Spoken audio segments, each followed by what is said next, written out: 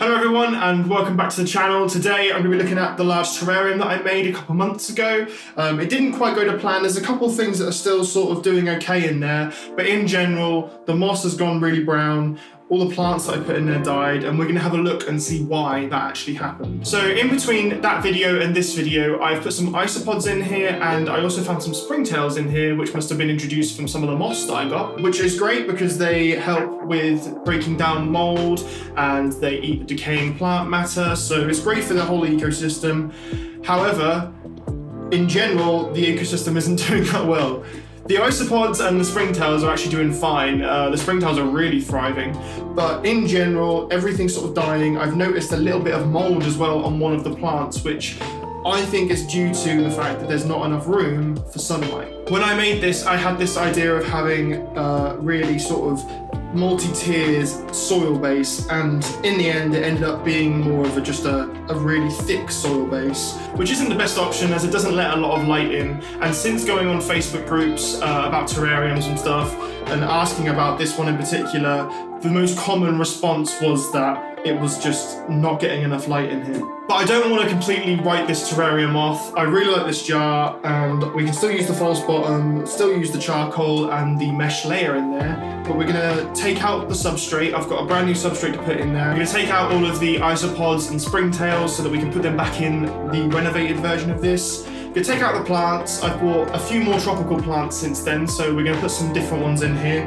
And I'm gonna go outside and quickly pick up some moss as well. And hopefully we can get a much healthier, much more stable ecosystem going. And as you can see, pretty much all of the moss has gone brown, all of the plants have died in here, there's even some mold growing in places, and it's just not looking great. So we're going to take everything out. I'm going to make sure that I get as many isopods and springtails out of there so that we can put them back into the terrarium once it's rebuilt. And I'm also going to reuse the hardscape elements like the slate stone. So because I'm going to reuse the false bottom and the mesh layer and some of the charcoal, I'm just carefully taking things out, making sure that there's no little microfauna on the things that I'm putting into the little rubbish bag there, and the things that I want I'm putting into the black tub next to me, and that way I can sort through everything, make sure that I'm getting all of the little creatures out, and I can put them back into the system. And obviously, yes, this is a lot more time consuming than simply tipping the jar into the bin, but I don't want to waste resources, and also I don't want to chuck any of the little bugs in there into the bin just because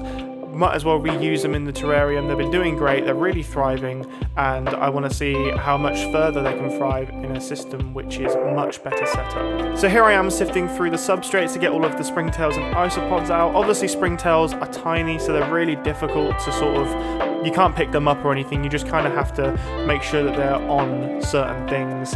And as you can see, there's a little isopod that's just come through, and there's a few in there. Just taking a bit of substrate out at a time so that I don't accidentally pick one up and put them in the bin. So once I've removed the charcoal which had too much soil on it, I'm going to put some more activated charcoal back in. This is our purification layer, and it's just making sure that the water is clean and it reduces the risk of mold. Next, I will put in a little bit of the original substrate just to make sure that the springtails that are in there can definitely thrive again in the new system. I know that there'll be a ton in there and they can sort of breed and then come through into the rest of the system. This is the substrate I'm using today. This is the first time I'm using this substrate. It's based off of the tropical substrate from Serpa Design, who I've learned a lot from. I love that channel. If you've never seen it, definitely go check it out. This is a mixture of cocoa fibre, horticultural sand, sphagnum moss, and orchid bark. And so far, I'm absolutely loving it. As you can see, I'm putting in the slate stone in the same sort of formations they were in before, just closer together. I kind of want to have this sloped style in there.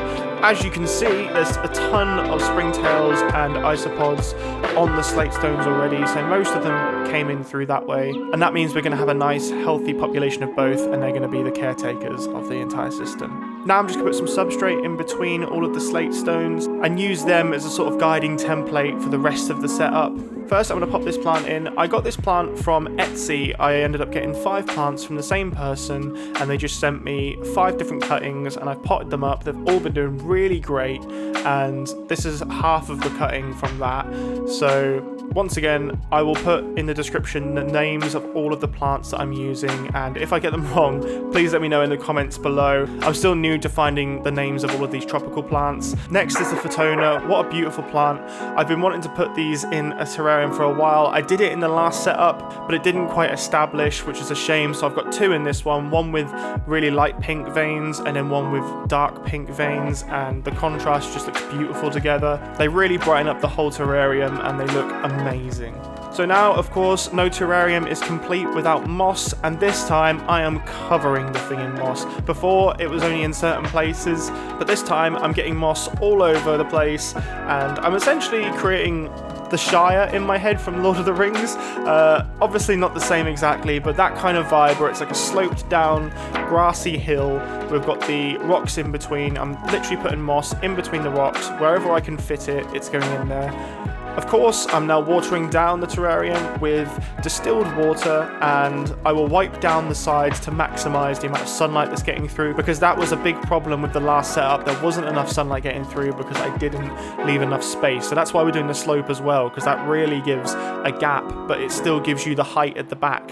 So where all the plants are, where all the moss are, they're all going to get the amount of sunlight that they need. There's nothing blocking them because they're all facing towards the sun. Now, of course, I need to do some little accent pieces. I'm going to put in some ripped up bits of bark just to create that kind of forest floor vibe and style. I really like doing this because it adds contrast and textures to the whole setup again. And it just makes it look that much more realistic in terms of what you would find in nature.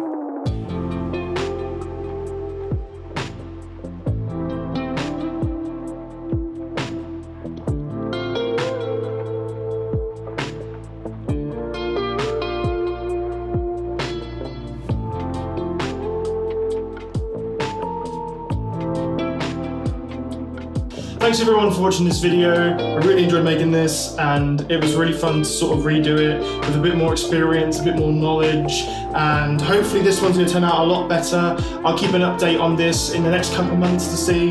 Hopefully the same thing won't happen. Hopefully now there's enough light. I've changed the soil mix as I mentioned, and we've got the little springtails and isopods, getting rid of some mold, got the activated charcoal doing that as well. So hopefully this terrarium should get into some sort of equilibrium and create an ecosystem, and we'll see the plants grow, and we're going to see everything in there sort of, you know, thriving, hopefully. I'm not sure if in all of the B-roll footage you could see, but in one of the moss that I picked up outside, I actually got a tiny little earthworm, which is really cool. I'm not sure how the earthworm's going to do in the terrarium. I did a bit of research, and it does say that it's safe for them. That's the most important thing to me, that the actual earthworm's all right. So I've been monitoring the earthworm quite closely to see if they're getting too big for the setup, or to see if there's any other problems. But all in all, I reckon it should be okay, and that means we've got another little inhabitant in here, and I'm really excited to see how they do. I'm happy to say that this is actually my favourite terrarium that I've ever done currently. I'm really happy with how it turned out. I went for a simple layout of just sort of gradient going up. I had all of these slate stones which was super glued together anyway, so I used them. I tried to use as much of the original build as I could, but also I put some other plants in here. I got some new moss, and I got a bit creative with how to make it all look a sort of like carpet look, and I'm really happy with this. Let me know what you think of this terrarium in the comments below, and also let me know if you end up making your own anytime soon. You can also tag me on Instagram if you end up making something and want to show me. I'd be happy to see it. If you enjoyed this video, then please click that like button. It helps out the algorithm and gets me seen to other people that might be interested in this kind of thing as well. And if you're enjoying the content so far, then please consider subscribing and clicking that notifications bell so that you never miss a video. Finally, if you've been enjoying music throughout this video, it's all music that I've made and it's all on Spotify. You can check it out by clicking the link below. Thank you so much for watching, and I'll see you next week.